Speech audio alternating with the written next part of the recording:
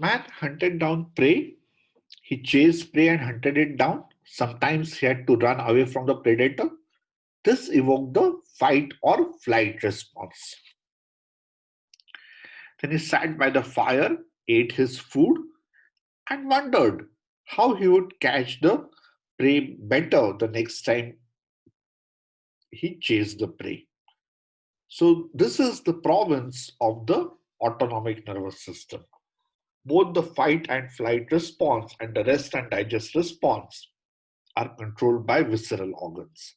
And the visceral organs are not under our voluntary control.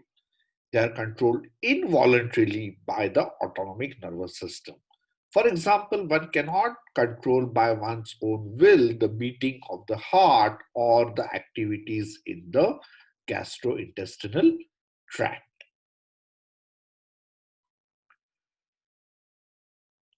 What happens when one walks? When one walks, one can exert one's will. So the skeletal muscles come into play. So there is another system, that is the somatic nervous system. In this video, we are also going to study the difference between the somatic and the autonomic nervous system. This is competency 10.5 within the framework of the MCI, where one is supposed to describe and discuss the structure and function of the autonomic nervous system. The learning objectives for the video are list at least 3 differences between the somatic and the autonomic nervous system. List the divisions of the autonomic nervous system. Describe the organization of the sympathetic and parasympathetic nervous system. And list the neurotransmitters of the ANS. And finally, list the receptors of the ANS. So this is the somatic nervous system. This nervous system works when one walks, lifts up an object, moves one hand, and doing all the skeletal muscle activities. These skeletal muscle activities are under one's voluntary control. There is a single neuron pathway emerging from the spinal cord. It emerges from a part of the spinal cord called the anterior horn cell. This is the anterior horn cell.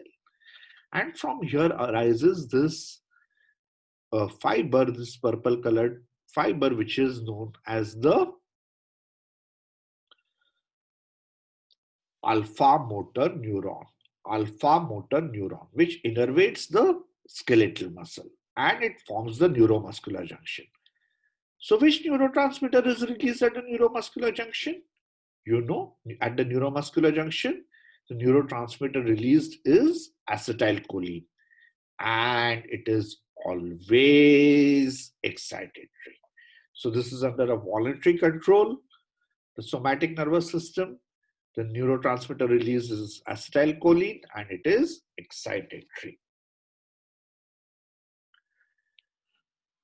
So we'll see the differences between the somatic and the autonomic nervous system. An overview. You can see the red is the somatic nervous system, and the green and the blue are the parasympathetic and the sympathetic nervous system. You can see from the spinal cord to the effector organ, there is a single neuron pathway. This is the motor neuron or the alpha motor neuron. And it innervates the neuromuscular junction. The receptor is nicotinic receptor and the neurotransmitter released is acetylcholine. While in the case of the sympathetic and the parasympathetic nervous system, there is a 2 neuron pathway. The fibers emerging from the spinal cord terminate in a group of nerve cells called the ganglia.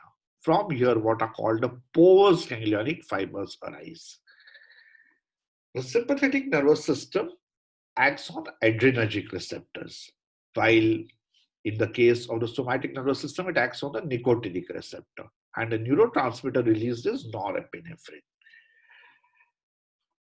Norepinephrine may be excitatory to the heart, but it is inhibitory to the GIT. Also, the sympathetic nervous system dilates the bronchi. The parasympathetic nervous system has a muscarinic receptor, and the neurotransmitter released is acetylcholine. So these are the differences. We'll sum up them with regards to the actions, organization, and neurotransmitter release.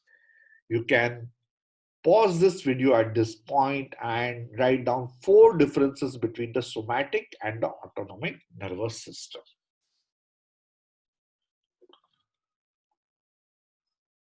So now, what are the differences between the somatic and the autonomic nervous system? The somatic nervous system is voluntary. It is under our voluntary control. We can control when one moves one's skeletal muscles, when one lifts up a heavy weight.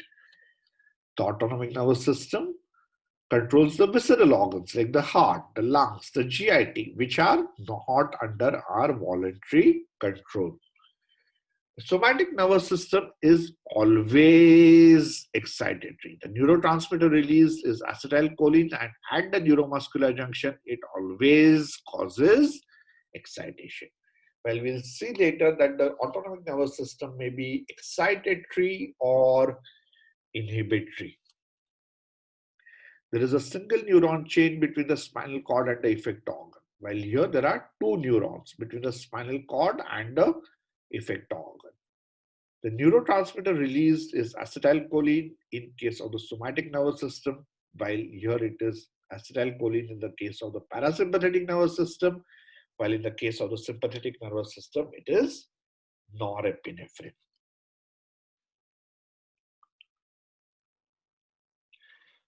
Based on what you have studied in 12th standard, you can pause the video for some time and write down the differences between the sympathetic and the parasympathetic nervous system with regards to the site, the length of postganglionic fiber, the neurotransmitter released, and the receptor types. So, the sympathetic nervous system, it is thoracolumbar. It emerges from the thoracic and lumbar segments of the spinal cord, and it is a 2 neuron chain. So this is the preganglionic neuron. It terminates in a group of nerve cells called the ganglia, from which the postganglionic fibers arise. And the neurotransmitter released at the postganglionic fibers is norepinephrine. Norepinephrine is released at the postganglionic sympathetic nerve endings. Only in some cases, like in sweat glands, the neurotransmitter released is acetylcholine. They are known as sympathetic cholinergic fibers or sympathetic vasodilator fibers. Now, the organization of the parasympathetic nervous system, it is craniosacral. In the case of the cranial division, it involves the 3rd, that is the oculomotor, 7th, that is the facial nerve, and the 9th, that is the glossopharyngeal, and the 10th, that is the vagus nerve. The vagus nerve innervates most of the visceral organs, like the heart, the GIT, the lungs.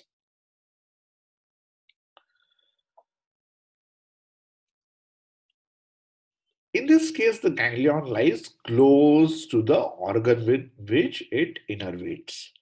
And the neurotransmitter released at the postganglionic parasympathetic nerve endings is always acetylcholine. The neurotransmitter released at the postganglionic parasympathetic nerve endings is always acetylcholine.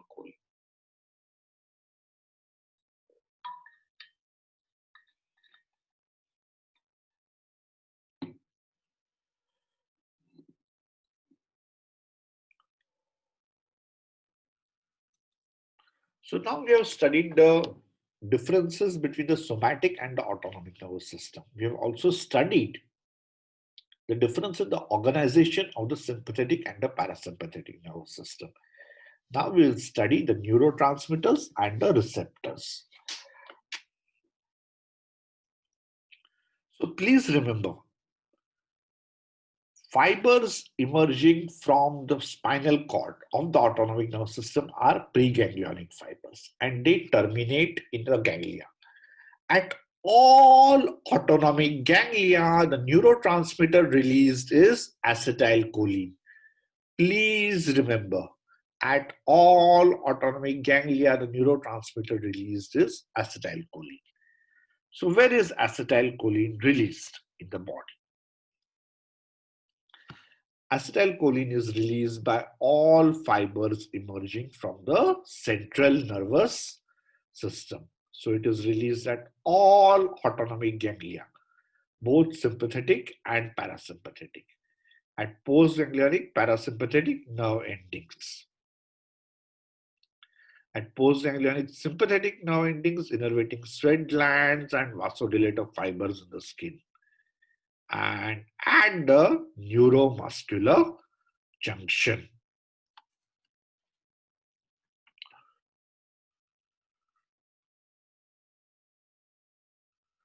So acetylcholine is released at all autonomic ganglia, both sympathetic and parasympathetic.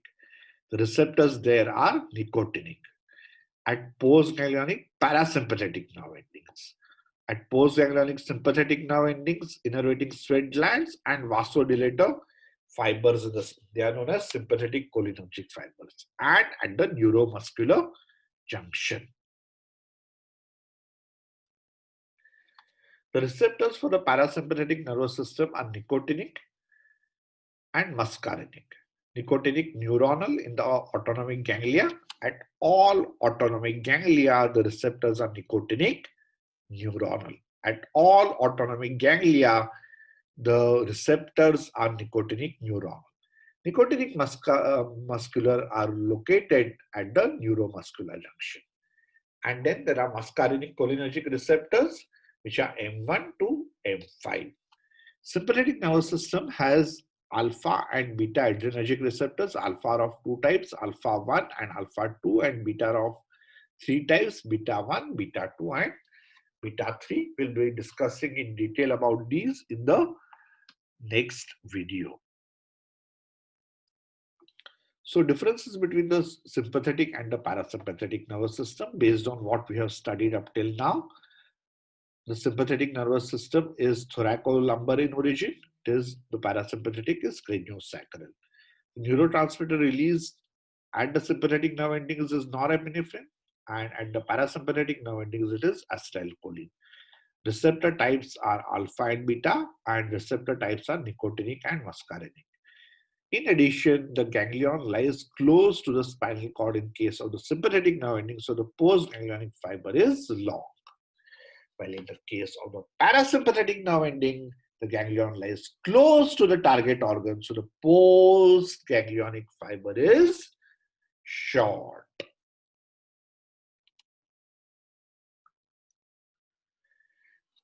Based on what you have studied in 12th standard, you can think about the difference, about the effects of the sympathetic nervous system on the heart, the blood vessels, the GIT, lungs, and the eyes. So I have emphasized that the sympathetic nervous system is geared for the fight or flight response. Fight or flight response means when you are anxious, preparing for an anatomy or biochemistry exam, or anxious to attend a 9 o'clock lecture, or anxious to catch the bus at the right time. So then the heart rate and myocardial contractility increases. The blood vessels constrict, diverting the blood to the central pool. The pupils dilate to help in alertness. The liver releases glucose. The bronchi dilate so that more air can go in for the increased need for ventilation. And the GI motility and secretion decreases so that man can face the imminent threat, imminent challenge.